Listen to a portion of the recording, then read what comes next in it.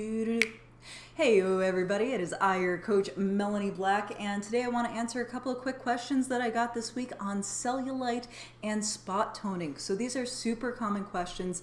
If you've wondered about this yourself, we're going to give you the real answer. I'm not selling any weird soaps or teas or magic potions or any of that stuff. I've got the boring, real truth for you, but there is some good news. There is some light at the end of the tunnel. But before we get into it, can we all just take a moment to appreciate our bodies and appreciate fat? You know, if your body didn't have the ability to store fat, your life would actually be in danger, okay? When you eat in excess of carbohydrates or sugars, if your body cannot store that as usable fat in the fat cells, those sugars stay in your bloodstream, turning your blood thick and syrupy and leading to things like vision loss and losing limbs. This is what happens to diabetics, okay? So the next time you get angry at the fat on your body, just remember that that's your body's savings account, okay? Your body is doing exactly what it's supposed to survive. So, you know, give your body a little credit, love on yourself a little bit, and even your fat. That said, your vanity is valid, and if you want to get rid of the cellulite and you want to spot tone the heck out of yourself, I will support you in those endeavors. We just want to make sure that we are loving ourselves every step of the journey. Okay, so let's get down to it. First question was about cellulite. What is it? How do I get rid of it? So cellulite, if you're not familiar, that's a fat patterning that has like a dimply or ripply kind of look to it. And the term cellulite got coined by some magazine in like the 70s. It's not an actual scientific term, even though it sounds very sciencey, right? It's got the word cell in it and ite.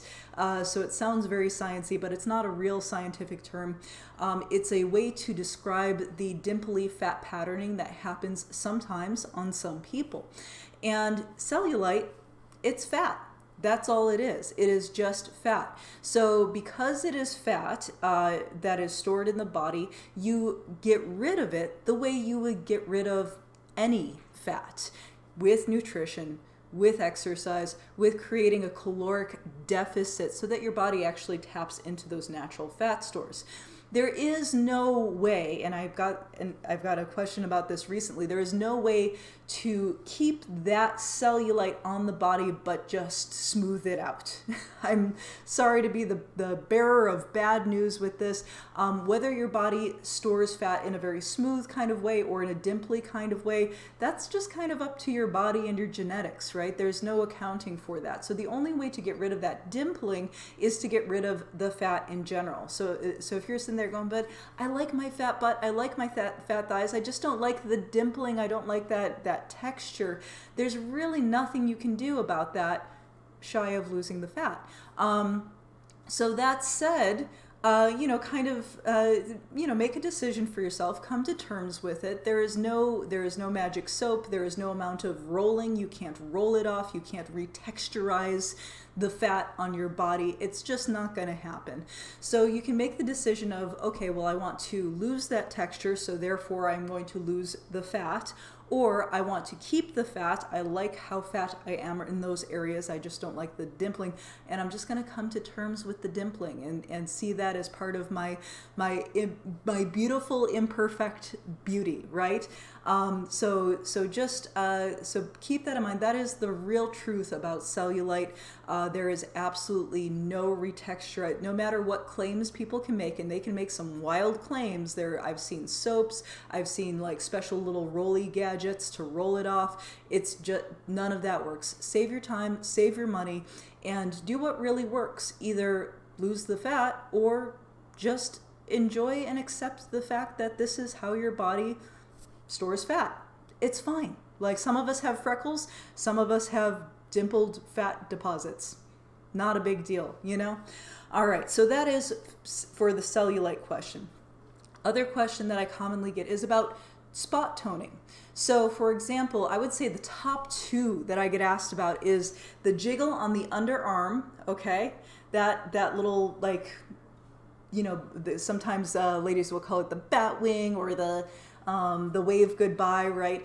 And it is more common on cisgender women than it is on cisgender men.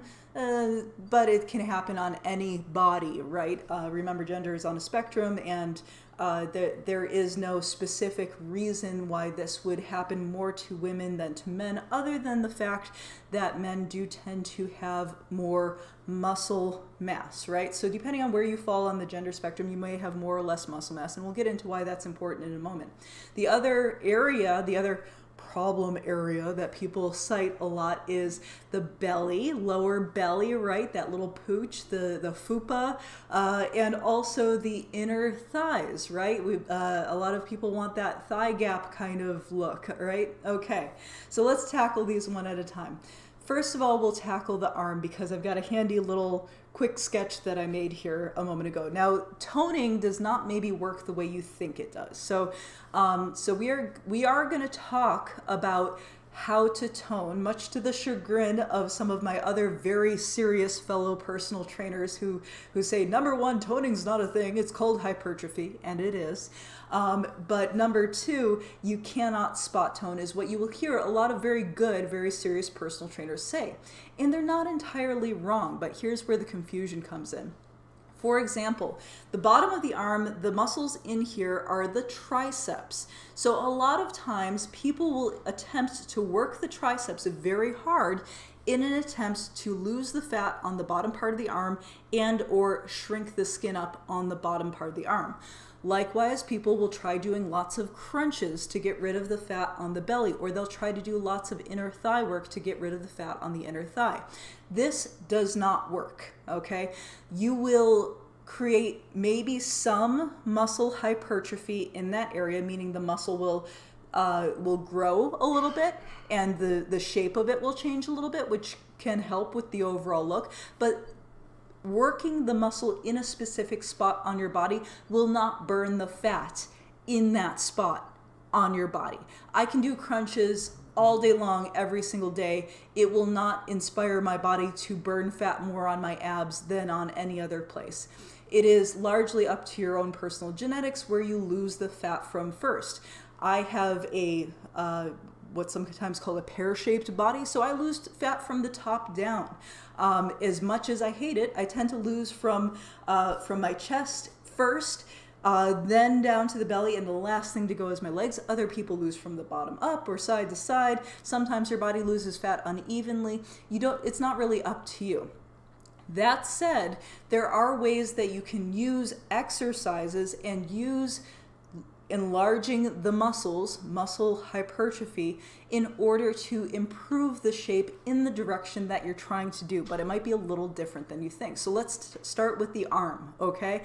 So if you're trying to get rid of a jiggle and a wiggle at the base of your arm, instead of working more base of the arm, we're going to work biceps. And basically you can think of yourself as having sort of this loose skin suit here, okay, and that you've got the jiggle on the arm, the bone here, and this person has no biceps yet, right? So they got the flappy skin on the bottom and no biceps yet. Now when you get a bicep on there, it pulls the skin that was underneath there upwards, okay? So this is kind of a way of tailoring your suit, as it were, okay? So we're tailoring your skin suit here. So if you have that jiggly underarm, don't be afraid to build muscle mass in the biceps. I know a lot of female identifying people have difficulty with that word mass. Oh no. But mass gains, muscle gains, hypertrophy, and toning are all words to describe the exact same thing that happens in the body. Toning is the only difference between toning and like mass gains is how much, okay? So if you have a disposition for gaining mass really quickly, fear not, you can always stop at any point. If you can say, oh, that's enough bicep for me, thanks, I don't want to get any more, you can stop. You're not going to do 2 bicep curls and pop up overnight. I wish that was that simple. So it is a slow process. You will have to train over time for this to happen. But spot toning can happen, but in this way. Now, likewise, with a thigh, and I don't have convenient pictures of the thigh, but we'll come back to the belly in a moment, but let's skip down to the thigh.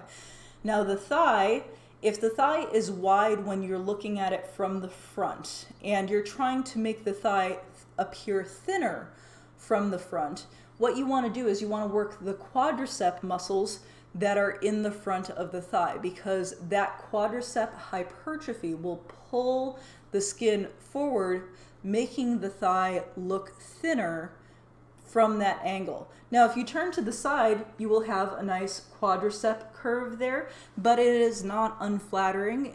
It looks very nice, and that can slightly change the shape of your leg.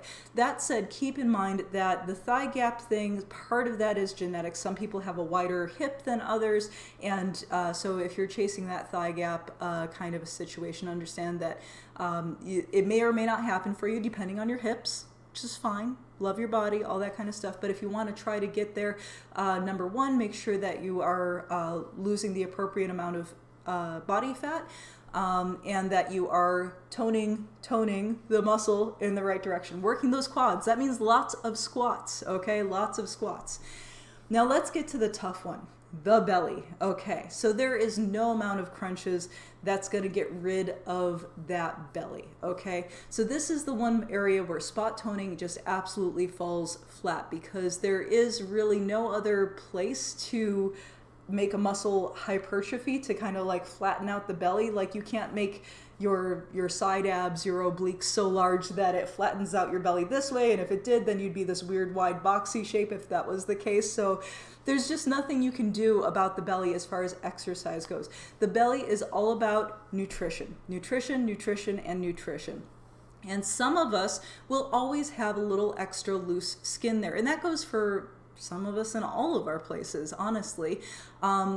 People will get very, very impatient when they're on their fitness journeys about tightening up that skin at the end of their fitness journey. And there are, the good news is there are some things you can do, but they're maybe not as exciting as taking weird potions and teas and having magic soap. So you want to stay hydrated, number one. Skin elasticity is absolutely your friend. So as you're losing weight, you want the skin to be elastic and shrink back into its original position as much as possible, right? So staying hydrated, number one. Good nutrition, giving your body the right amount of healthy fats, proteins, carbohydrates that it needs to function properly. All of this will help your skin collagen production, which is the main thing that is going to help with that skin elasticity besides hydration. And time, okay? So it can take, for example, if you're considering, like, let's say you did the bicep trick and you're like, but I still have skin there, what do? I don't like it. My suggestion for anyone who finds themselves in that position is, okay, if you just dieted down recently and you did the bicep hypertrophy training over a few months and it's still saggy down there and you're like just wondering what to do about it, plastic surgery is a very personal kind of decision. I personally wouldn't get it, but give yourself some time. Give yourself like a year. Sometimes after a year, these things, set back into place. And frankly, if the lifestyle that you're enjoying living after a year doesn't facilitate the same body weight through that entire year, then you're going to fluctuate anyway. So you either have to be at peace with your body weight fluctuations, based on maybe what you like to eat during the winter versus the summer. Some people joke about their summer body versus their winter body, and this isn't necessarily yo-yo dieting. This is more just like some less than 20-pound weight fluctuations that happen sort of seasonally for some folks. So you have to kind of make the decision about what your comfort level is with that extra saggy skin. But I would recommend anyone who finds themselves in that position, do your best to love on your body. Really, accept the fact that like you wouldn't be alive without it, right? I mean, it's pretty awesome. Beauty standards can be really harsh in people's mind. Like we see all this airbrushed fantastical stuff, and it's really the exception to the rule, not the average person that's held up on a pedestal as the standard of beauty.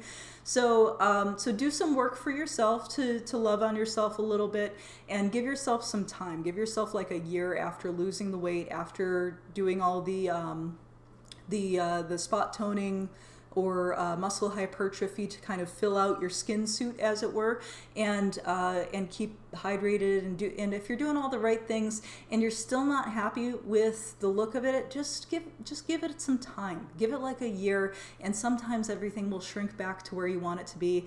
And honestly, the whole process of body transformation, of losing body fat, of increasing muscle definition, all these kinds of things, it can be a little bit disorienting, honestly. So give yourself some time in your new look. Give yourself some time in your new skin before you start picking apart like, oh, I don't like this or I don't like that.